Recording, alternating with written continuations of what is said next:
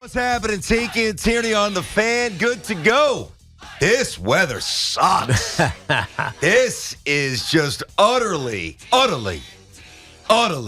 There was only one depressing. There was only one good thing about it, BT. It sucked for our commutes this morning. We didn't have an accident? Yeah, exactly. we got here safely.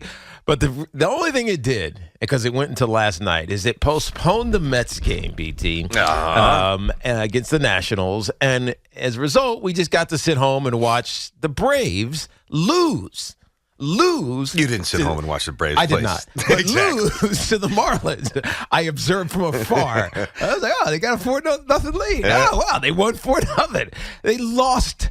The Braves lost to the Miami Marlins. Is this show where is this going where I think it's going already? Here we go. They are now only a game You're going to toy with the emotions of the Met fan. I'm going to have to stand up for the Met fan very quickly today. I am not toying with the emotions of the Met Sounds fan. like I'm it. actually about to excoriate the Met fan for being a defeatist. Wow. Met fans are being defeatist about, even if it's a sliver of an opportunity to win the division. Why not get behind it? Why not champion it? Why not say this could happen? Why not come out with, screaming from the woodworks, we still got a shot? Mm-hmm. And when I think about, why they are this way, why Met fans are already running towards a woe is me after having this unbelievable season where they've won 98 games so far. They still have a shot to win the division. Even if they don't win the division, they're in the postseason, and maybe they get matched up against the Phillies. I know they've sucked against the Padres, but they still got a shot.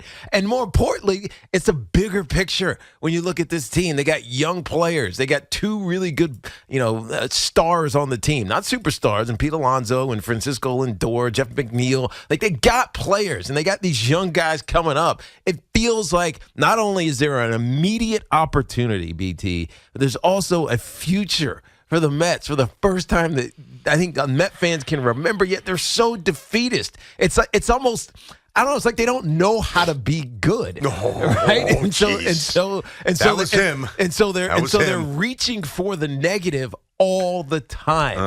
And it frustrates me. Okay. Because I'm a Yankee fan out of the two, even though I like both teams, but I'm a Yankee fan. But I understand why Met fans have been this way for a long time. But that's gone. Mm-hmm. Like, why is that still lingering around? How is it gone? It's gone because you have new management.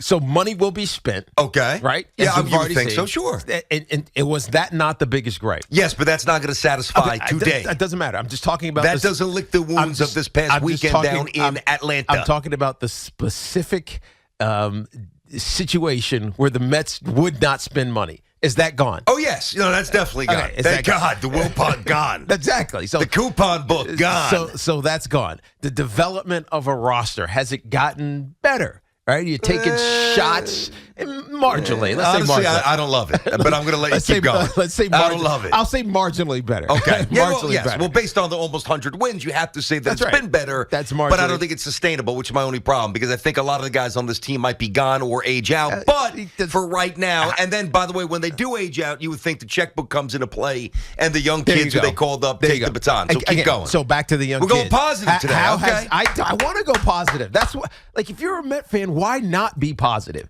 Why not? Yes, I know it sucks that you lost to the Braves and you got swept by them. All you had to do was win one game and you got the tiebreaker and yada, yada, yada, yada, yada. Mm-hmm. But when was the last time you were in this situation? When you were in the World Series. Okay, how long ago was that? About a half a decade ago. A little more than that. Okay. 6 years ago. But why so defeatist then? Well, okay, first of all, what have I said forever on this show? That they need a big bat. For the entire 9 months that we've been here, what have I always said? Well, aside from the bat. Yeah. No. My mantra. Remember I said put it on the button. It doesn't change. Finish it for me. Until it changes. Until it changes. So your question's already answered. Why are Met fans projecting this fatalist view today? Yes. At least the remnants. I'll tell you why. Because that's all they know. And there's a reason why, and this part I get, even though I'm not a Met fan. You just said they were in the World Series half a decade ago. I understand that, but wait, Teak, I'm going to tell you, when I get ready to sit down to watch the Jets game on Sunday against the Dolphins, yes, despite the 5 out of 5 and 6 out of 6 and 4th down conversions and 3rd down conversions and beautiful offensive flow and execution and management of the time and everything flowing like a real franchise this past weekend that we saw out in Pittsburgh, all of us are going to sit down saying, all right, we've seen this script before. Back home, walk into the stadium expecting a win, and generally good things don't happen. I'm not saying that's definitely going to happen, but until it changes, it doesn't change. I disagree with you because I hear you. You can disagree all you want. That's the history of our fandom. But I hear it's irrefutable. But I hear you talking about the Jets. And like from your mouth from last year and previous years, the Jets are figuring it out, right? They got their quarterback. Yeah, I know their coach is a screwball, but who cares? They're going to figure it out. Sam Darnold's the dude, and Zach Wilson's the dude. Like, it's not defeatist. Well, your partner's special. I am above to. But you know what? I am able to rise above the like mental fray and somehow. But I feel like the Jet fan doesn't quit on it. You know what I mean? I don't know why. I just feel like. Well, they don't quit, but there's still an expectation and a fear and almost an acceptance of fate.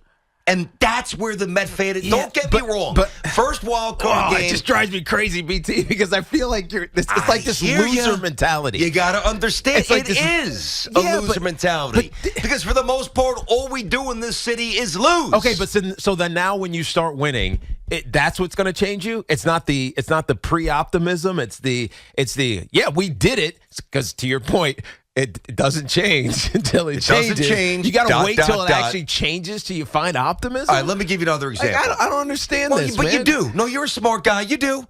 You're just not emotionally embracing it. Did the Mets have a really good season this year? I'm not saying great. Did they have a really good season? Yes, of course they did. They're going to win 100 games. Did they have 2 aces, even though they didn't pitch like it against the Braves? But today's not the day to tout the aces, but the answer is yes. In general, do they? Yes. Do they have a masher in Pete Alonso? Yes. Yes. Do they have a consistent on-base guy who's just steady Eddie? He's going to win the batting title with McNeil. I think he's a point up right now. With a crazy swing and a weird-ass bat handle. Yes. Big deal. I love him. They have a guy in Francisco Lindor who's maybe overpaid, but there's points where he's elite. 100, yes, they do. Yes, they do. Do they have the best closer in baseball? They do. That's right. Do they have one of the best managers in baseball? Why they do. Did they just collapse down in Atlanta? Defeatists? They did.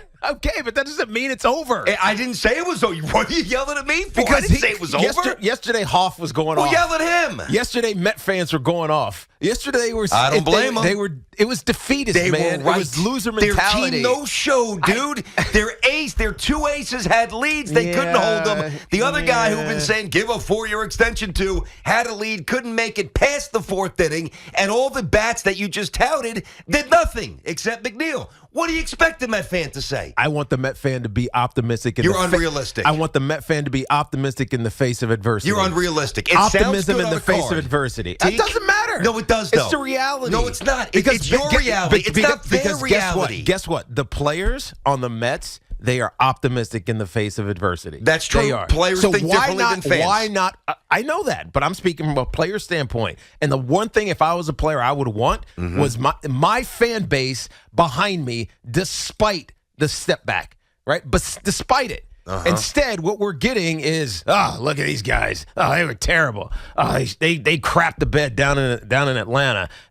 They suck. They're gonna get knocked out in the first round. Padres are gonna sweep them. They don't have a shot. Next year is gonna be a pissing in the pan. Like what? Pissing in the pan. You know what I mean? Like it doesn't matter. I don't think I've ever heard that before. My point is pissing in the pan. Yeah, it's pointless. I mean, I think I know.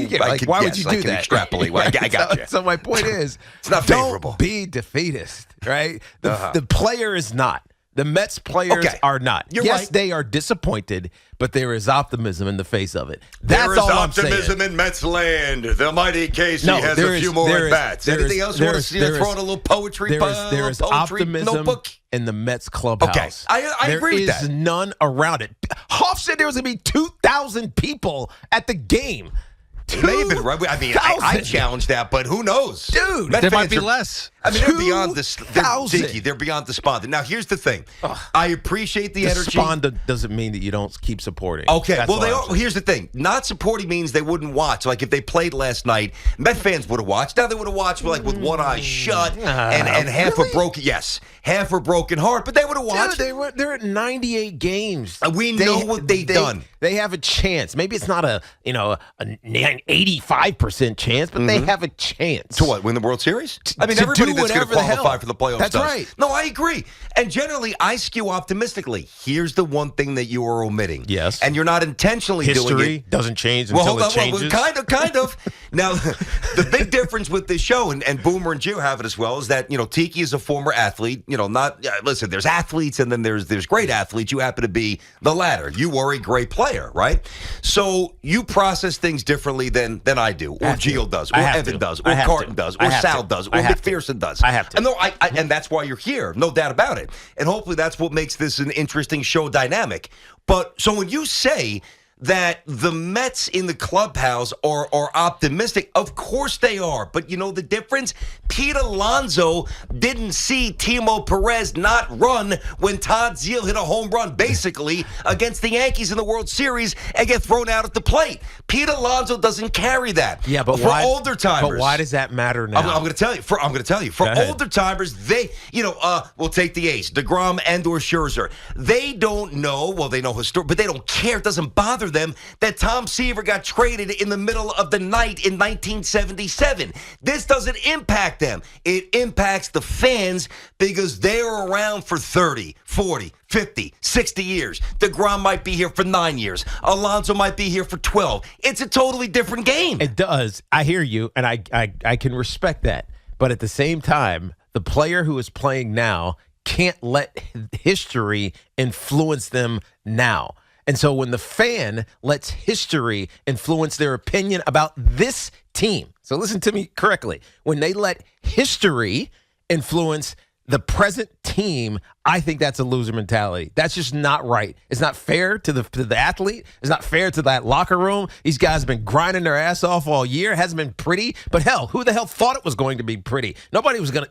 At the beginning of the season, you weren't saying the Mets are going to be in the World Series. You didn't think the Mets were going to have a 15-game lead from the majority of the season and have a shot down the stretch to beat the World Series Braves. Nobody thought that was going to be the case. Yeah, they faltered, but they still got a chance. And hell, they're not even out of it because the Braves got shut out yesterday. So I just can't stand that negative mindset. I just can't. Okay. And as a player, you're trying to eradicate this. This is the mission today. You did it earlier. I did it with the Jets. I tried. You did earlier. I'm not saying I don't respect the angle that you're taking. I'm just telling you why it's so deeply embedded in the veins that pulsate. Well, let's start it right here. Through the Tiki and Tierney, we're starting it. We're eradicating this nonsense. All right, listen, I'll join the fray. Let's go. Play the song. 877-337-6666. Tiki and Tierney on the Fan inside of our Town Fair Tire studio. Our friends at Town Fair remind you that you always get the guaranteed lowest price on name brand tires from Connecticut to Maine. Nobody beats Town Fair Tire. Nobody.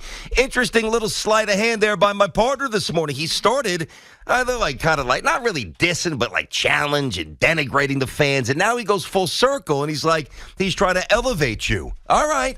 These should be interesting calls, Tiki. I'm just telling you, I know the way people think. Fans, like maniacal fans. So we're here for it. Tiki and Tierney up until only 1:25 today before Aaron Judge breaks the record. He's doing it today, by the way. 877-337-6666.